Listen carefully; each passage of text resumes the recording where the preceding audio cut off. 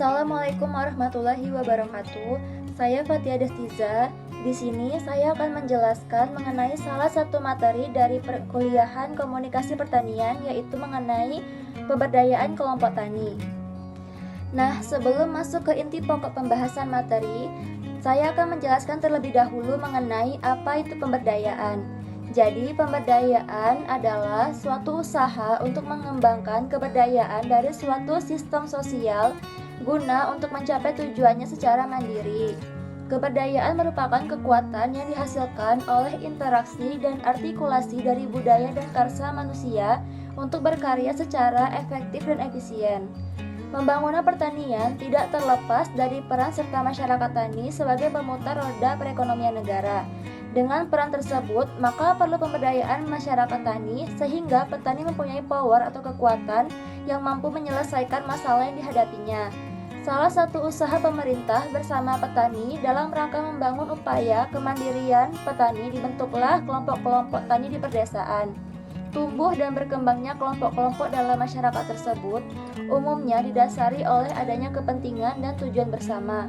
Sedangkan kekompakan kelompok tersebut tergantung pada faktor pengikat yang dapat menciptakan keakraban individu-individu anggota kelompok.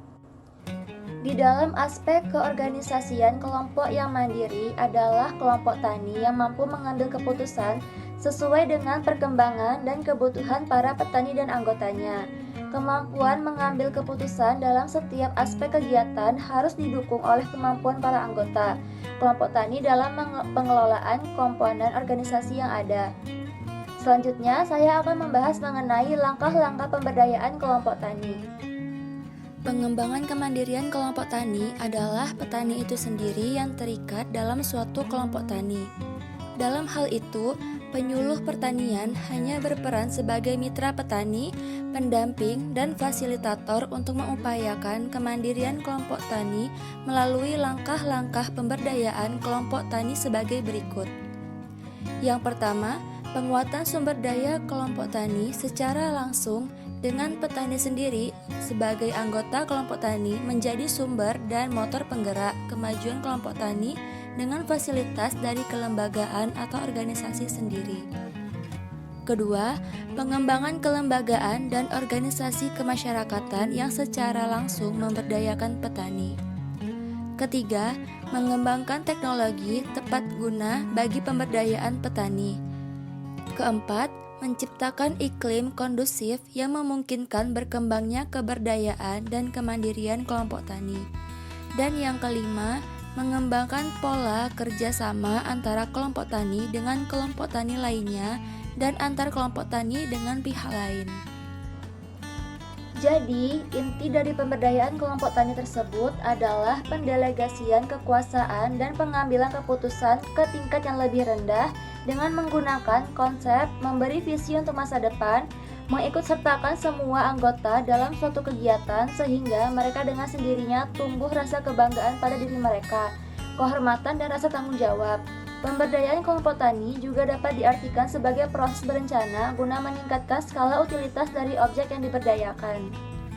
Pemberdayaan dari kelompok tani sendiri akan berjalan efektif apabila yang pertama, dapat menciptakan sistem yang kondusif dalam lingkungan kelompok yang seperti saling mempercayai, saling mendukung antar anggota, saling mendukung antar anggota dan pembinanya sehingga pembina tidak mengalami kegagalan.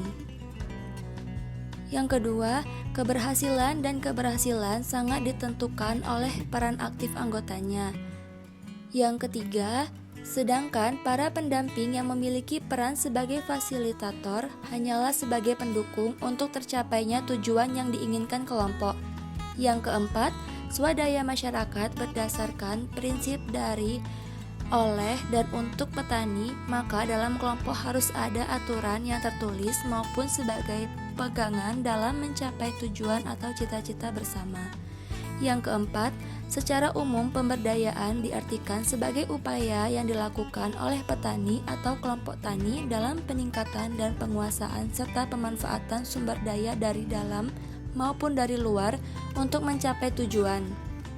Kelompok tani yang berdaya memiliki ciri-ciri sebagai berikut.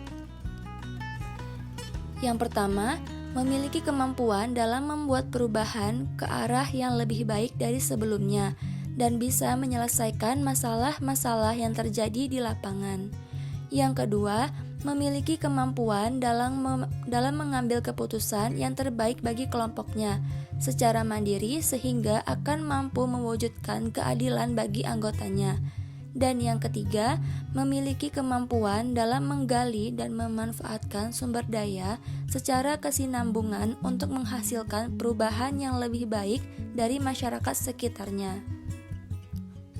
Dari gambaran tersebut terlihatlah bahwa kegiatan penyuluhan pertanian dilakukan dengan penyuluhan partisipatif yang melibatkan metode, petugas penyuluhan, dan kelembagaan yang sesuai dengan peran kelompok.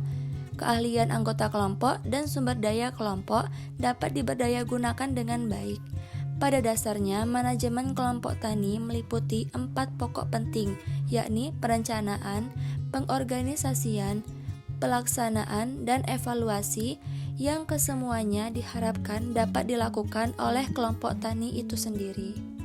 Menurut Sulistiani, pemberdayaan merupakan upaya meningkatkan harkat lapisan masyarakat dan pribadi manusia. Upaya ini meliputi yang pertama, penyediaan berbagai masukan dan peningkatan taraf pendidikan guna untuk meningkatkan pendidikan dengan apa yang dimiliki dengan fasilitas-fasilitas yang ada dan memperkuat modal. Yang kedua, mendorong dan memotivasi sehingga dapat meningkatkan kesadaran akan potensinya dalam menciptakan suasana untuk berkembang. Dan yang terakhir, memperkuat daya dan potensi yang dimiliki dengan langkah-langkah positif dalam memberdayakan atau mengembangkan sesuatu dengan tujuan yang ada. Dalam keberhasilan suatu kelompok tani juga harus menjadi kelompok yang aktif dalam melakukan semua aktivitas kegiatan-kegiatan kelompok tersebut. Menurut Budi Harjo, kelompok tani yang aktif memiliki ciri-ciri sebagai berikut.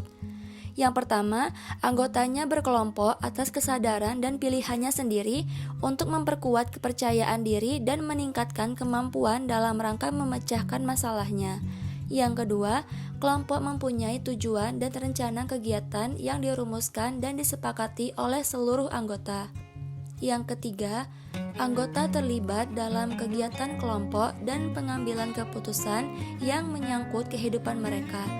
Yang keempat, kelompok mempunyai norma atau aturan yang disepakati bersama serta memberlakukan sanksi bagi yang melanggarnya dan memberikan penghargaan bagi anggota yang berpartisipasi. 5. Kelompok melaksanakan pertemuan secara rutin dan teratur minimal sekali dalam 1 bulan. Dan yang keenam, kelompok memberlakukan rotasi kepengurusan dan teratur minimal 1-2 periode pengurus. Serta kelompok mengelola pencatatan semua kegiatan yang dilaksanakan dan dimanfaatkannya sebagai bahan pembelajaran. Dari beberapa penjelasan sebelumnya, dapat disimpulkan bahwa pemberdayaan petani dapat dilakukan melalui kegiatan pelatihan dan penyuluhan dengan pendekatan kelompok tani. Kegiatan penyuluhan melalui pendekatan kelompok dimaksudkan untuk mendorong terbentuknya kelembagaan petani yang mampu membangun sinergi antar petani dan antar poktan dalam rangka mencapai efisiensi usaha. Selanjutnya, dalam rangka meningkatkan kemampuan poktan, dilakukan pembinaan dan pendampingan oleh penyuluh lapangan dengan melaksanakan penilaian klasifikasi kemampuan poktan secara berkelanjutan yang disesuaikan dengan kondisi perkembangannya. Bagaimanapun, manusia tidak bisa hidup sendiri dan banyak pekerjaan yang tidak dapat dilaksanakan tanpa bantuan orang lain. Oleh karena itu, pekerjaan besar dibagi-bagi sesuai sebagian kelompoknya masing-masing atau sesuai keahlian, dan setiap individu bisa memberikan masukan, berinteraksi, dan memiliki peran yang sama dalam masyarakat. Baiklah, sekian penjelasan dari saya. Mohon maaf apabila terdapat kalimat yang salah. Saya akhiri. Wassalamualaikum warahmatullahi wabarakatuh.